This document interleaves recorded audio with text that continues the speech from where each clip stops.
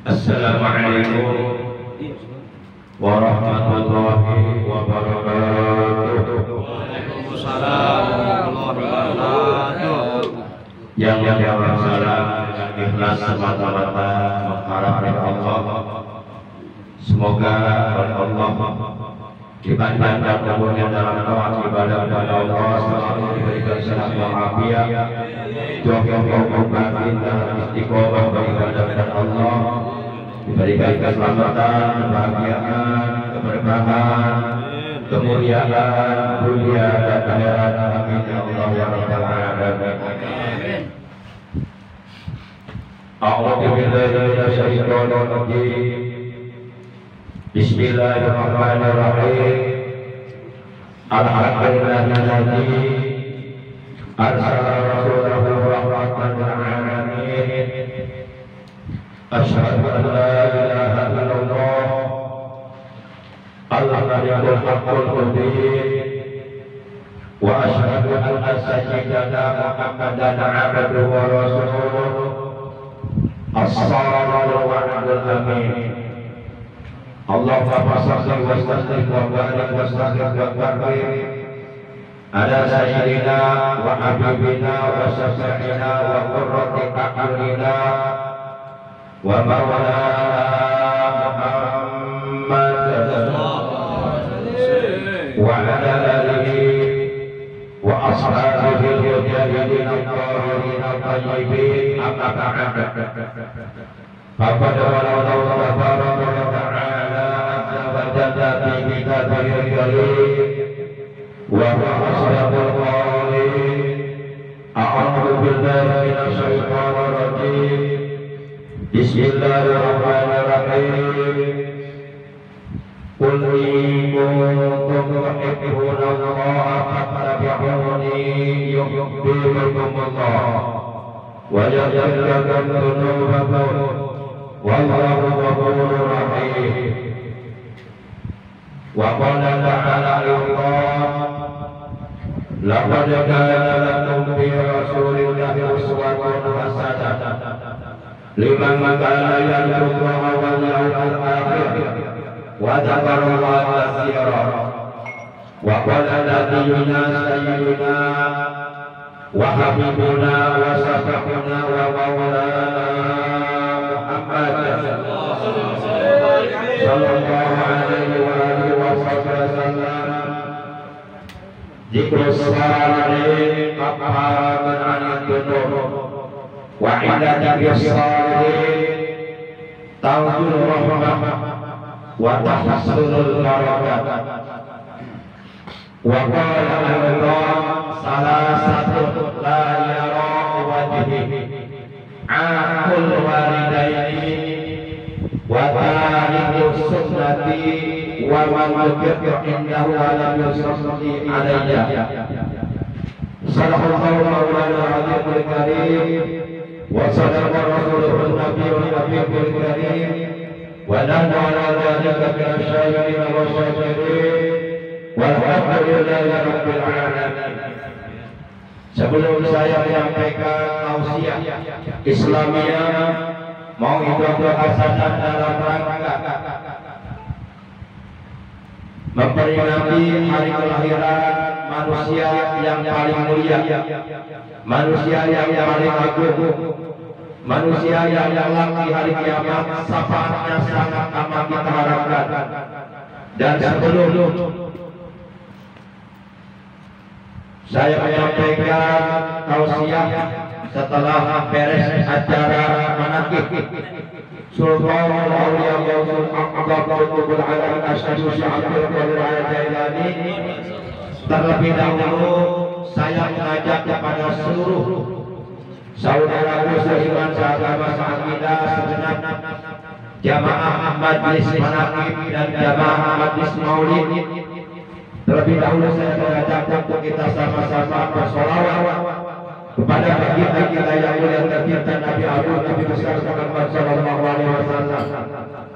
Seyogyanya di bulan kelahiran beliau kita memperbanyak membaca salawat kepada beliau sebagai tanda cinta kita kepada beliau. alamatu hubbi li Rasulillah sallallahu alaihi wasallam hubbus shalawat alaihi. Tanda cirinya orang yang cinta kepada Rasulullah sallallahu alaihi wasallam, ia suka bersolawat kepada Rasulullah sallallahu alaihi wasallam. Jadi mohon izin, mohon maaf sebelum saya menyampaikan mahidatul hasanah dalam rangka Maulid Nabi dan Maulid Kibar, saya mengajak untuk kita sama-sama bersolawat. Inna ulang nasibi yaumal qiyamah salu alaihi salatan. Sesungguhnya manusia yang akan mendapatkan keutamaan dariku, yang akan mendapatkan keistimewaan, bisa duduk dekat denganku kelak di hari kiamat, aksaru alaihi salatan, adalah mereka yang paling terbanyak berselawat kepadaku. Allahumma shalli wa barik alaihi wa ala alihi wa sahbihi shalli wa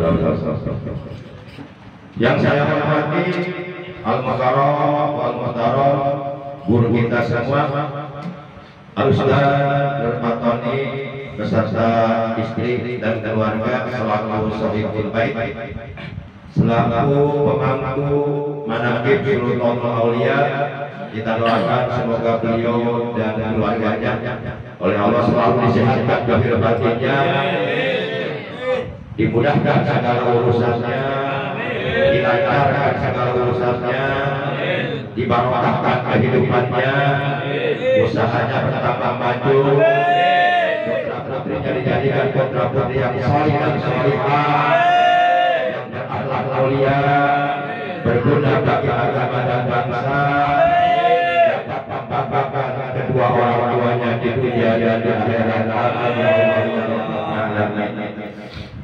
Para sesepuh, para tokoh agama, para asatid, jamaah sekalian, juga para santri satria Pondok Pesantren Al-Amin yang seluruhnya saya hormati. Mohon maaf saya tidak menyebutkan satu persatunya, namun kendati pun demikian, insya Allah sedikit pun tidak mengurangi rasa hormat saya kepada seluruh saudaraku yang hadir dalam acara yang mulia ini. Hadirin kaum muslimin, hadirin kaum muslimat, rahimakumullah wa rahimakumullah. Seluruh umat Islam di alam dunia ini yang di hatinya ada cinta kepada Rasulullah SAW tentu akan memperingati hari kelahiran beliau manakala bulan Rabiul Awal tiba. Dan malam ini alhamdulillah kita sudah berada di malam tanggal 15 di bulan Rabiul Awal tahun 1445 Hijriah, di mana Rasulullah SAW Nabi kita tercinta, beliau hari lahirnya, tanggal lahirnya, bulan lahirnya sama dengan hari hijrahnya, juga sama dengan hari wafatnya. Artinya beliau dilahirkan dan beliau hijrah dari Mekah ke Madinah, juga beliau wafat di hari, di tanggal, di bulan yang sama, hanya tahun yang berbeda. Beliau lahir, hijrah, wafat hari Senin. Beliau lahir, hijrah dari Mekah ke Madinah, juga wafat pada tanggal 12. Beliau lahir, hijrah dari Mekah ke Madinah, juga wafat pada bulan Rabiul Awal, hanya tahun yang berbeda. Beliau lahir hari Senin, tanggal 12 Rabiul Awal tahun 53 sebelum Hijriah. Tahun kelahiran beliau disebut Amul Fil, tahun gajah. Karena pada tahun kelahiran beliau, bukan pada hari kelahiran beliau, awas jangan sampai salah pemahaman. Kadang-kadang ada juga yang mengatakan karena pada hari beliau lahir ada pasukan tentara penggajah. Enggak. Tapi yang benar adalah pada tahun kelahiran beliau, bukan pada hari kelahiran beliau. Pada tahun kelahiran beliau, memang betul berdasarkan sejarah Islam ada 60.000 pasukan tentara bergajah dengan bersenjata lengkap yang dipimpin oleh seorang raja kafir yang sangat amat zalim yang bernama Abraha, datang dari kota Najasyi Yaman menuju ke kota Makkah Al-Mukarramah dengan niat, dengan maksud dan tujuan akan menghancurkan Ka'bah. Akan tetapi sampai saat ini Ka'bah masih berdiri tegak di tengah-tengah alam dunia. Jadi posisi Ka'bah itu adanya di tengah-tengah alam dunia. Posisi Ka'bah itu adanya di tengah-tengah Masjidil Haram. Di tengah-tengah Masjidil Haram ada Ka'bah Baitullah, dulu namanya Baitul Atiq, rumah tua. Dan di dalam Ka'bah itu ada Hajar Aswad. Dulu namanya bukan Hajar Aswad, Hajar Abyad, batu putih. Putih, sangat putih, bersih mengkilau, karena batu itu berasal dari surga. Kemudian ketika Nabi Adam mencium batu tersebut, dalam keadaan masih mempunyai dosa, maka tiba-tiba batu itu berubah menjadi hitam. Ini artinya apa? Artinya ketika manusia melakukan perbuatan dosa, maka akan ada totol hitam di hatinya. Semakin banyak manusia melakukan perbuatan dosa, perbuatan maksiat, perbuatan yang haram, perbuatan yang dilarang oleh Allah dan Rasulnya, maka totol hitam akan semakin banyak menutup hatinya. Dan ketika totol hitam memenuhi hatinya, maka hatinya akan menjadi gelap gulita dan hatinya akan mengeras, mengkristal, sehingga akhirnya dia punya hatinya keras. Dan orang yang hatinya keras itu sangat jauh dari rahmat Allah. Rasulullah SAW beliau menegaskan, Inna ab'adan nasi minallah al-qalbul qasi. Sesungguhnya manusia yang paling jauh dari rahmat Allah dan sangat dekat dengan azab Allah adalah al-qalbul qasi, manusia yang hatinya keras. Hati manusia kalau sudah keras, maka kerasnya melebihi kerasnya batu. Maka salah satu di antara amalan yang dapat membuat hati kita menjadi lembut, tidak keras, adalah memperbanyak berzikir kepada Allah Subhanahu wa Ta'ala. Selain itu juga banyak berkumpul di majlis-majlis zikir, banyak berkumpul di majlis-majlis ilmu, banyak berkumpul di majlis-majlis maulid, banyak berkumpul di majlis-majlis sholawat, banyak berkumpul dengan orang-orang yang soleh, banyak berkumpul dengan para ulama, banyak berkumpul dengan orang-orang yang ahli berzikir, banyak berkumpul dengan orang-orang yang ahli ibadah, dengan para habaib, dengan zuriyah Rasulullah SAW. Insya Allah hati yang keras akan menjadi lembut. Ma'asyiral muslimin rahimakumullah wa hadakumullah. Malam ini selain kita memperingati hari kelahiran Nabi, juga kita memang sesuai dengan jadwal manaqib TKN wilayah Cibarusah pada setiap bulannya diselenggarakan pada malam Ahad terakhir di setiap bulannya. Jadi pada malam Ahad akhir bulan, sekaligus Al-Mukarram Al-Fathul Atoni menyelenggarakan Maulid Nabi. Jadi kita dapat pahala hadir di majlis manaqib, juga dapat pahala hadir Maulid Nabi Agung Nabi besar Muhammad sallallahu alaihi wasallam. Beliau telah bersabda, "Dzikrus sholihin kafaratun 'anil dzunub wa inda dzikrus sholihin ta'udhu rahmah wa tahsulul barakah." Menceritakan riwayat hidup orang-orang yang soleh, menceritakan manaqibnya Sultanul Aulia, Gausul Aqdah, Qutbul Alamin, pemimpinnya seluruh para wali alam dunia, dan beliau juga masih zuriyah Rasulullah, beliau masih cucunya Rasulullah dari Sayyidah Fatimah. Menceritakan riwayat hidup perjuangan orang-orang yang soleh. Kafaratun 'anil dzunub, itu akan menjadi sababiyah dosa-dosa kita yang hadir diampuni oleh Allah Subhanahu wa Ta'ala. Wa inda dzikris sholihin, dan ketika riwayat hidup perjuangan orang-orang yang soleh dibacakan, manaqibnya dibacakan di depan kita, di hadapan kita, dan kita mendengarkannya dengan penuh rasa takjub, mengagungkan kepada Sultanul Aulia, maka tanzil rahmat, akan turun rahmat Allah.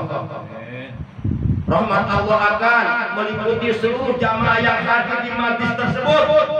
Wa tahsulul barakah, dan seluruh yang hadir akan memperoleh berbagai macam keberkahan.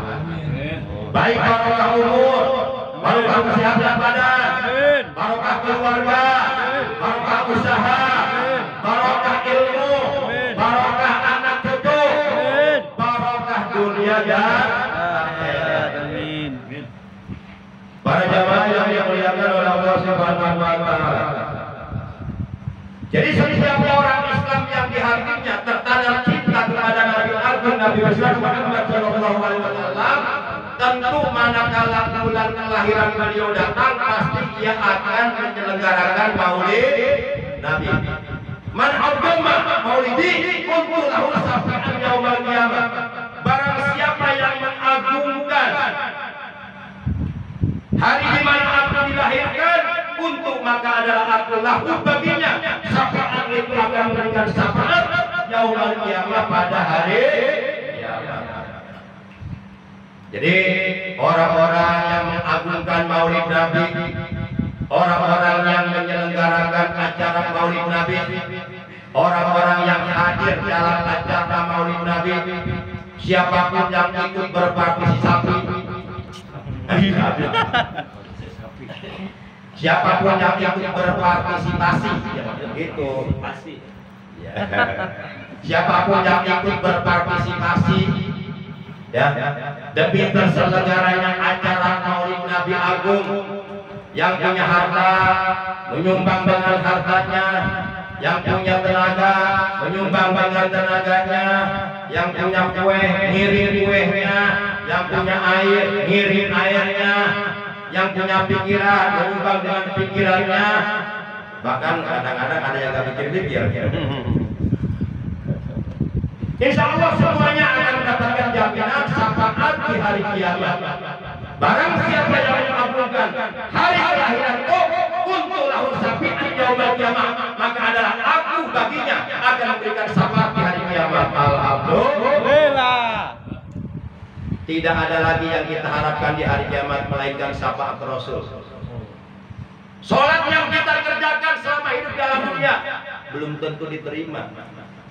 Bapak yakin nggak kalau sholat yang Bapak kerjakan selama ini di hari kiamat akan diterima? Yakin. Yakin. Terus kalau ditolak gimana? Ya yakin sih, yakin boleh. Yang jelas kita belum dikasih tahu dan tidak akan pernah dikasih tahu. Tahu-taunya nanti di hari kiamat. Kita nggak akan dikasih tahu dan belum pernah dikasih tahu kalau seluruh amal ibadah yang kita kerjakan selama kita hidup di dunia, apakah nanti dari kiamat akan diterima atau tidak, itu nggak tahu dan nggak akan dikasih tahu. Taunya nanti aja. Maka pada hari itu tidak ada lagi yang kita harapkan melainkan syafaat dari Nabi kita tercinta, Nabi Agung, Nabi besar Muhammad. Jadi walaupun umpama sholat kita ditolak, ibadah lain kita tolak, tapi kalau kita mendapatkan syafaat beliau, insya Allah selamat dan masuk surga. Amin ya Allah. Inilah kedudukan syafaat di hari kiamat. Tapi jangan lupa, berdasarkan keterangan sebuah hadis, ada 3 golongan yang di hari kiamat nanti tidak akan mendapatkan syafaat beliau. Artinya ia akan celaka di hari kiamat. Ia akan sengsara di hari kiamat. Ia akan menderita di hari kiamat. Ia akan mendapatkan azab di hari kiamat. Jangankan mendapatkan syafaat, jangankan mendapatkan air dari telaga beliau yang ada di hari kiamat. Jadi bapak-bapak, ibu-ibu, ada ibu-ibu? Ada. Calon ibu juga banyak ya? Banyak. Saya jadi bawa santri nih. Santri putra, santri putri. Alhamdulillah. Tapi saya konfirmasi dulu tadi ke Dr. Fatoni. Ini saya mau bawa santri, boleh enggak? Oh, bawa semua katanya. Udah siap, ya bawa 1 batalion. Masak banyak, kayak takut nggak habis nih. Alhamdulillah. Kita akan terpilih biar barokah. Amin. Pokoknya Ustaz Fatoni mudah-mudahan panjang umurnya. Amin. Saya titip pesan, Ustaz Fatoni kalau belum mati jangan dikubur ya. Amin. Lah marah istrinya atuh. Marah istrinya, suami saya belum mati kok dikubur. Ada 3 golongan. Jadi nanti di hari kiamat, sebelum manusia melintas, meniti di atas sirot, sirot itu jembatan gawat darurat yang ada di akhirat. Sirot itu adanya melintang di atas kobaran api neraka menuju ke surga. Jadi kalau kita melintas di atas sirot tersebut jauh, maka jatuhnya ke neraka. Dan tidak ada seorang pun yang akan bisa menolong kita. kalau kita jatuh ke neraka. Sirat itu menuju ke surga. Nah, sebelum sirat itu di situ ada telaga, haud, namanya haud, haudun Nabi, telaga Nabi. Itu telaga Nabi, jumlah gelasnya enggak terhitung, banyak. Gelasnya semuanya terbuat dari emas, indah. Itu telaga Nabi di situ dijaga oleh para malaikat yang wajahnya bercahaya semua. Nah, kalau kita bisa minum air dari telaga tersebut satu cangkir saja, maka untuk selamanya layat mau ba'dahu abada. Untuk selamanya hilang rasa dahaga, tidak akan pernah rasa dahaga lagi. Dan di hari kiamat kita nyari air, nyari tukang es kagak ada. Sementara di hari kiamat panasnya luar biasa. Annas samsa tadlu yaumal kiamati hatta tablugul araqu nisfal ujud. Bahwasanya jarak matahari di hari kiamat sangat dekat di atas kepala para manusia, sehingga seluruh manusia semuanya kepanasan, luar biasa panasnya. Keringat mereka terus-terusan bercucuran, tidak pernah berhenti. Akhirnya keringat mereka naik, dan banyak saat itu manusia yang tenggelam dengan air keringatnya sendiri. Naudzubillah min dzalik. Tapi di saat itu orang-orang yang bisa meminum telaga Rasulullah tidak akan pernah merasa panas, akan merasa seger, sejuk, nggak haus lagi. Nah, ini ada 3 golongan. Ketika dia mau mendekati telaga itu, diusir oleh para malaikat. Siapa kamu? Kamu bukan umat Rasulullah. Pergi sono, diusir. Mereka merangsak lagi ke depan, diusir lagi. Pokoknya tidak bisa mendekat. Jangankan mendapatkan syafaat, untuk mendapatkan air telaga Rasulullah aja diharamkan. Yang 3 golongan ini. Bukan yang 3 golongan ini. Bukan. Udah malam ini. Buru basi aja. Baru jam 8. Rasulullah SAW beliau telah menjelaskan dalam sabdanya, salah satu ada 3 golongan. La yaro, tidak akan dapat melihat wajahku. Jangankan melihat wajahku, kata Rasulullah. Jangankan mendapatkan air telagaku, jangankan mendapatkan syafaatku, untuk bertemu denganku aja tidak akan bisa. Tidak akan dipertemukan oleh Allah dengan orang itu. Oleh Allah akan dijauhkan dari orang itu. 3 golongan. Yang pertama, akul walidain, anak yang durhaka kepada kedua orang tua. Itu diharamkan meminum air dari telaga Rasulullah SAW.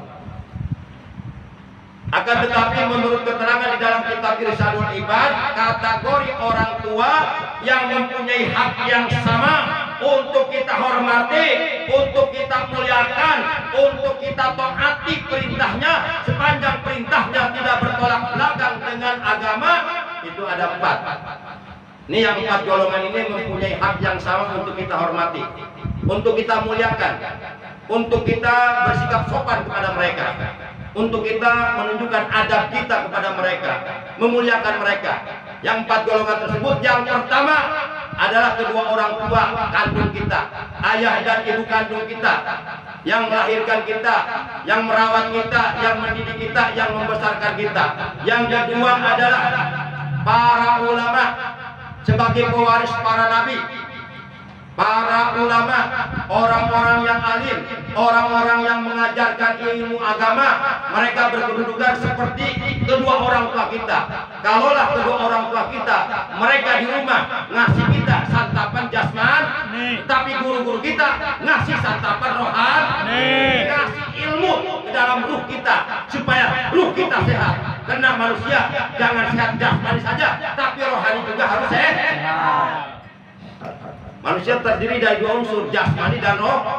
Dua-duanya harus sehat. Nah, yang ngasih kita makan jasmani sehingga jasmani kita sehat, orang tua kita di rumah. Yang ngasih kita santapan rohani sehingga rohani kita sehat adalah guru-guru kita dengan ilmu agama yang bersumber dari Allah dan Rasulnya. Itu yang kedua, para ulama, orang-orang alim, guru-guru agama. Kemudian yang ketiga, siapapun yang usianya lebih sepuh daripada kita. Siapapun yang usianya lebih sepuh daripada kita, itu harus diperlakukan seperti orang tua sendiri. Artinya ia mempunyai hak yang sama untuk kita muliakan, untuk kita hormati, untuk kita agungkan. Walaupun dia katakanlah orang bodoh, umpama, tetap kita muliakan. Tetap. Sebab Rasulullah pernah bersabda begini, laisa minna, bukanlah termasuk dari golongan kami, tidaklah termasuk dari golongan umatku, malam yarham sagirona walam yahtarim kabirona, yaitu orang yang tidak menyayangi kepada yang muda, yang kecil, dan tidak menghormat, tidak memuliakan kepada yang lebih tua.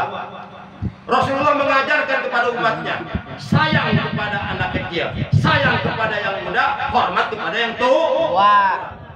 Nah, kalau kita tidak termasuk salah satu dari dua golongan tersebut, tidak termasuk orang yang menyayangi anak muda dan tidak termasuk orang yang menghormat yang tua, maka kata Nabi Palaisa minna, dia bukan dari golongan umatku. Nauzubillah min.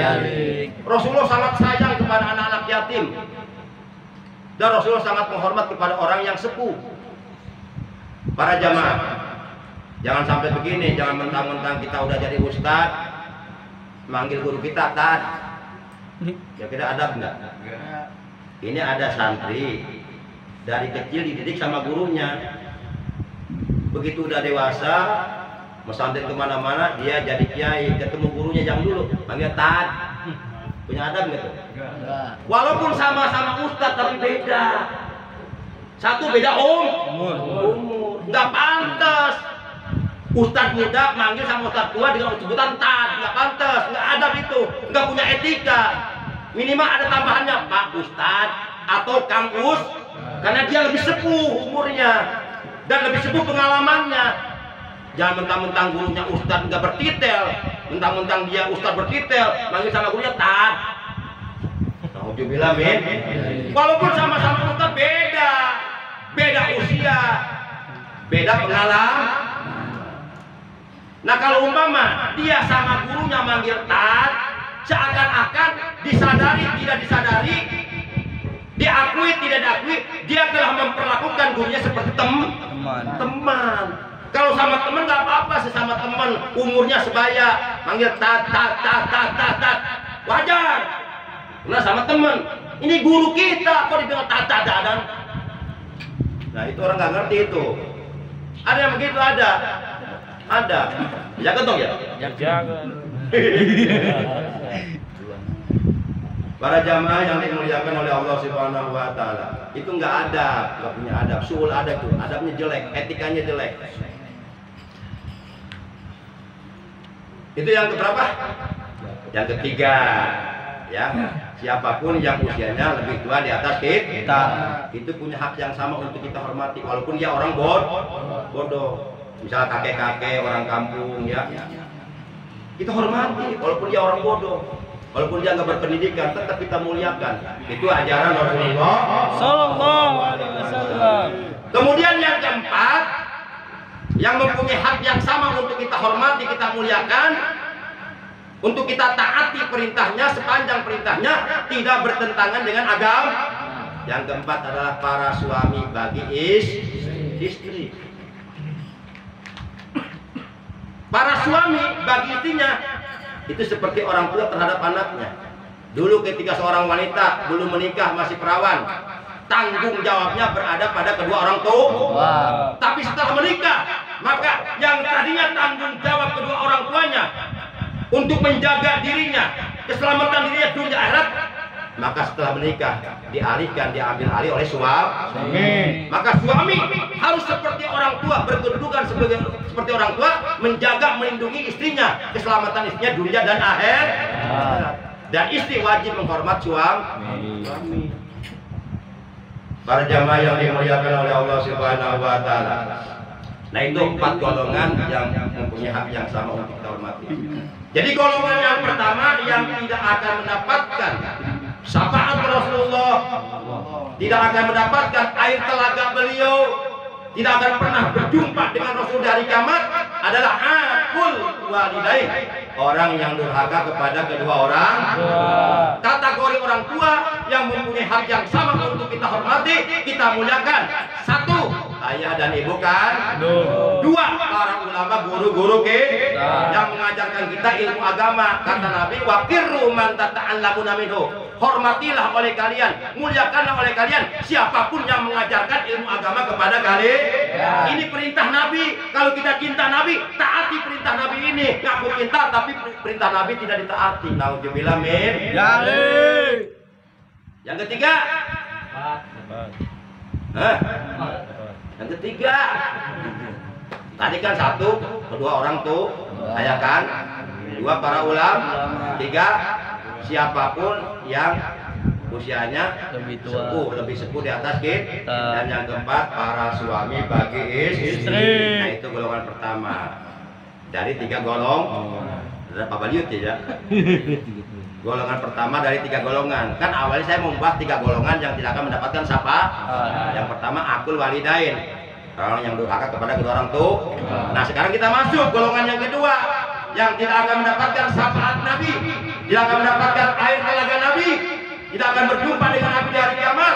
Dia akan celaka, akan sengsara, akan menderita, akan mendapatkan azab Allah. Yang kedua adalah watariku sunnati, orang yang meninggalkan sunnah Rasulullah. Sunnah Rasul itu banyak kalau kita bahas. Tahajud, sunnah Rasul. Kita banyak meninggal. Ngakunya umat Nabi, tapi sunnah Rasul sudah mulai ditinggal. Witir, sunnah Rasul, kita banyak meninggalkan. Paling kita witir bulan Ramadan doang. Tadi kabatur kubatur. Itu kita pun tarawih, untuk tarawih lapor. Minimal paling tidak tiap malam witir 1 rakaat, jangan sampai enggak. 1 rakaat minimal, itu sunnah Rasul. Sholat duha, sunnah Rasul. Ini kita ngambil sunnah Rasul, poligaminya doang. Kalau gak kawin mah makin dari sunnah Rasul. Sunnah Rasul apa beki?